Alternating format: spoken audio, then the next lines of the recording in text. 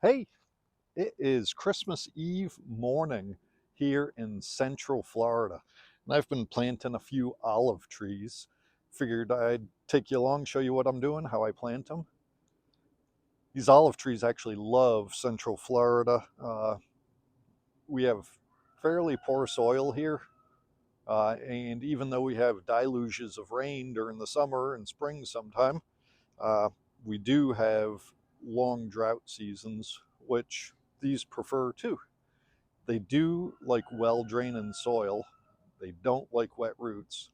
So I picked a spot here. It's kind of on a hill. I don't think you can really see it in the camera, but a hill for Florida where the water sheds off down to my left and keeps this soil fairly dry. So I won't have to worry about mounding this up at all. But if you're planting in a wet area, you'll want to make a mound or plant this a little above the actual level of the soil, maybe an inch or two, and then build it up. That way, it helps keep the actual tree trunk portion of it dry and the roots a little drier than they would be otherwise in a wet spot. Olive trees, they don't send roots very far down. They tend to spread out along the top of the soil. So let's get to planting. First thing I'm going to do is I'm going to dig a hole about twice as round as the pot here, but just as deep. I'm not going to go super deep. I'm only digging down to the depth of this pot. All right.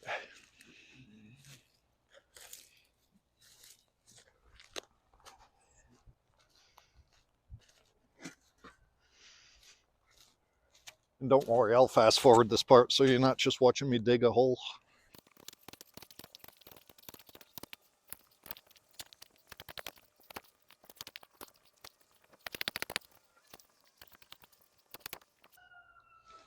Now, I don't know if you can see just how terrible this soil is here.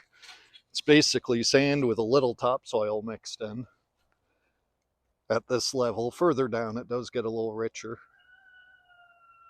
What I'm going to do is amend it a little bit, and I'm going to use some basic garden soil mixed in with this sand. That will help the drainage a little bit. So let's get the olive tree out, get it in the hole, and we'll go from there.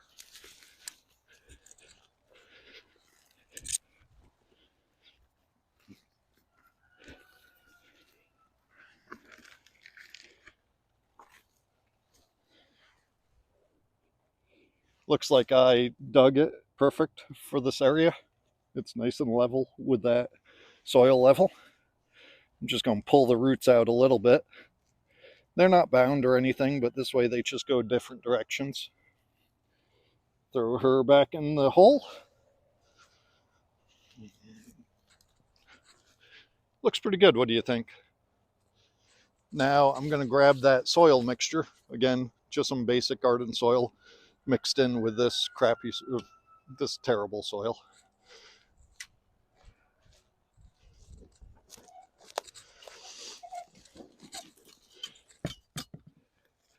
Let me show you what I got. So it's some loamy soil mixed in with some sand. You can almost make a dirt ball out of it, but it breaks apart super easy, so it should drain really well.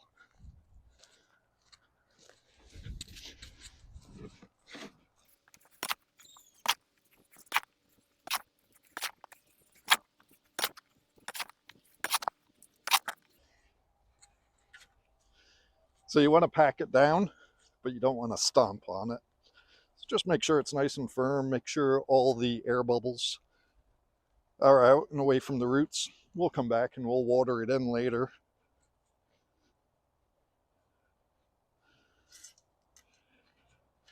Looks fairly even there. This spring I'll also come back and trim it up a little bit, make it more of a tree. We'll trim off a couple of these side branches. All right. Now,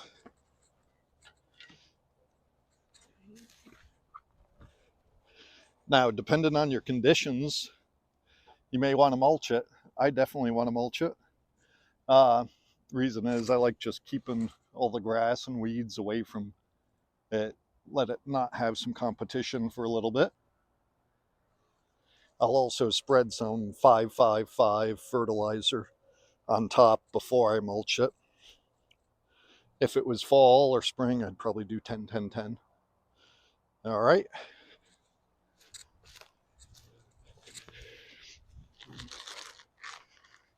It's just organic 5-5-5.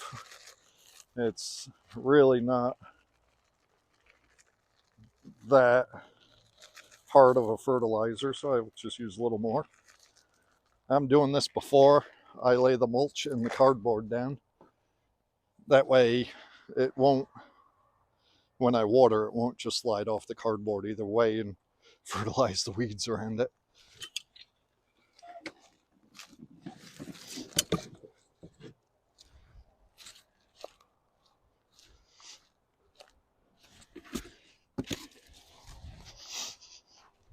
I just grabbed some chewy boxes, help keep the weeds down, and I'll tear the tape off of it. Honestly, usually I don't tear the tape off of it, but I will for YouTube. You see how far the branches go out? I'm hoping the roots will extend out that far eventually. So I'll make that cardboard line right about where those branches are, maybe a little further. And I'm just trying to cover all the dirt with the cardboard. I'm not really being that precise with it. Going right up to the trunk with the cardboard. I will not go right up to the trunk with the mulch.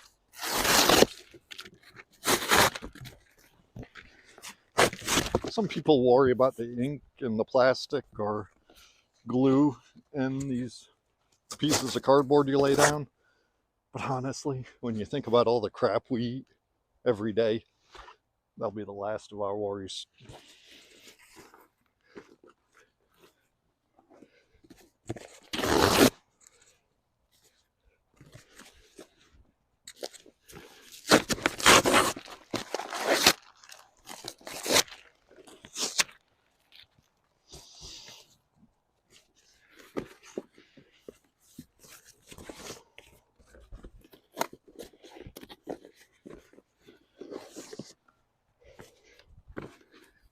This cardboard will only really last one rainy season here. Speaking of rain, it just started sprinkling. All right, I'm going to run down, get some mulch from our chip drop pile. I'll be right back.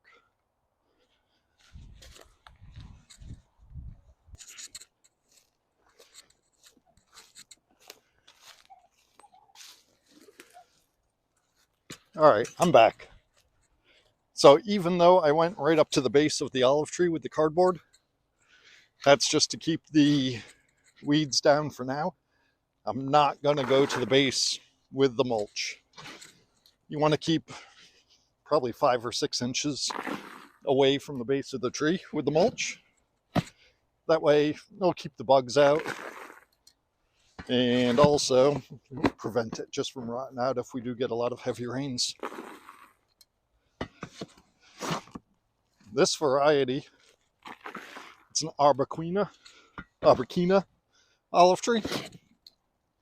Does well in Florida or anywhere zone 9B, I guess. You can make olive oil from the olives, or you can brine them and make normal canned olives also. This was grown from a cutting and is about a year old, maybe a year and a half old now. I don't anticipate actually getting any olives for probably 2 years. This will grow, they say a foot, but I'm hoping for a good 1.5 feet each year. Here, I'll keep it watered, not over watered, but watered.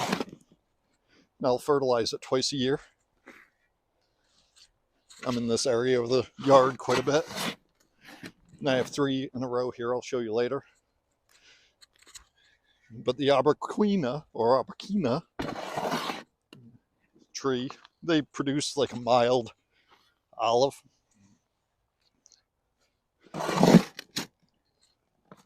With the 3 trees, I don't know, I may get eventually 50 pounds of olives, if that, from all of them, probably 45. But that's not going to be anytime soon. Thing is, the best time to plant a tree is now. If I had planted these when we first moved in years ago, it would have been producing 6 years now. I should have planted some then, but I am now. So I have a nice little volcano mound around the tree. This compost is camphor and pine, I believe. It will break down eventually and also give some nutrients to that soil. What do you think? I think it looks pretty good. Have you planted any here in Central Florida? Let me know if you've had success or not. I'd love to hear from you. And if you made it this far, give me a thumbs up or follow me. It's always greatly appreciated. I'll do a follow-up video probably in March on trimming these branches off and making it more like a tree instead of a little bush. Let me show you the other 3.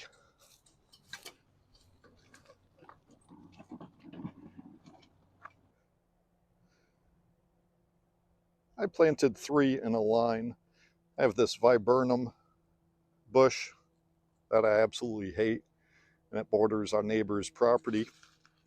Our neighbor is awesome, but it's always nice to have a little more privacy. And if you can do it with a tree that makes food, all the better. Thanks for watching, everyone. I appreciate it. Don't forget, give a thumbs up.